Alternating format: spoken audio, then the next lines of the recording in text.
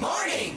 That news was brought to you by ACS Manufacturing Corporation, ISO certified world-class quality. ACS. Mula sa #1 Smart Dishwashing Paste. Tanggaling-galing mo.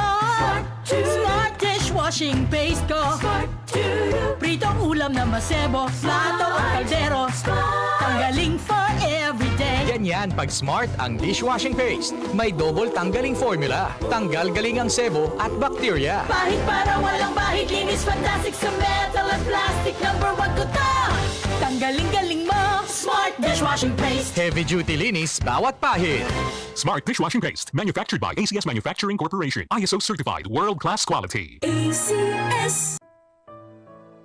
Pagbasa sa Aklat ng Kawikaan, Kabanata 12, talata 1 hanggang 28, ang taong may unawa ay tumatanggap ng payo, ngunit ayaw mapaalalahanan ang matigas ang ulo. Si Yahweh ay nalulugod sa taong matuwid, ngunit sa masasama siya ay nagagalit. Ang makasalanan ay hindi mapapanatag, ngunit ang matuwid ay hindi matitinag. Ang mabuting babae ay karangalan ng asawa, ngunit kanser sa buto ang masamang asawa. Ang taong matuwid ay mabuting makiharap, ngunit ang masama ay bihira lang magtapat. Pumapatay ng lihim ang mga pangungusap ng masama, ngunit ang salita ng matuwid ay nagliligtas sa kapwa. Ang masama ay lubusang mapaparam at di na magbabalik, ngunit ang sambahayan ng matuwid mananatiling nakatindig. Ang taong matalino ay magkakamit ng karangalan, ngunit ang aanihin ng masama ay pagkutsa lang. Ang maralitang nagsisikap ay mabuting di hamak kaysa nagkukunwang mayaman, ngunit sa gutom nakasadlak. Kahit sa kanyang mga hayop ang matuwid ay mabait, ngunit ang masama kahit kanino ay sadyang mabagsik. Ang taong masipag ay sagana sa lahat, ngunit ang isang hangal sa yaman ay salat. Ang nais ng masama ay puro kasamaan, ngunit ang tuntungan ng matuwid ay hindi magmamaliw.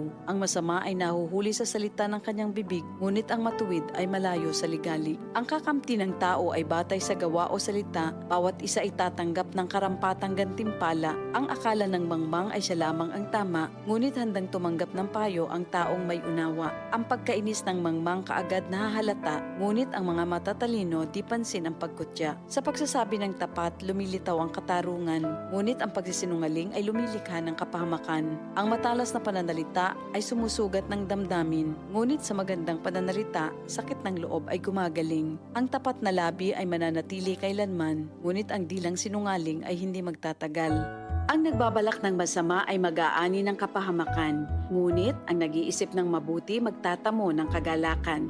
Ang kasamaang palad ay malayo sa matuwid, ngunit ang buhay ng masama ay puno ng ligalig. Namumuhi si Yahweh sa taong sinungaling, ngunit ang tapat ay ligaya niya at aliw.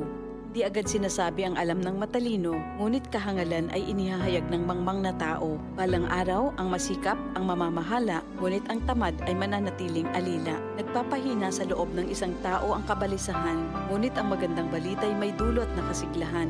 Ang payo ng kaibigang matuwid ay isang gabay, ngunit ang daan ng masama ay tungo sa pagkaligaw. Hindi makakamit ng tamad ang kanyang hinahangad, ngunit ang masikap ay laging may magandang hinaharap. Ang matuwid na landas ay patungo sa buhay, ngunit ang maling daan ay hahantong sa kamatayan.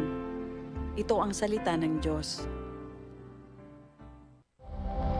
Ito ang DCXL News. 558 kHz. 6 na dekadang maaasahan sa balita at serbisyo publiko. Ang himpilan ng RMN Network sa Mega Manila. Live sa radyo at online.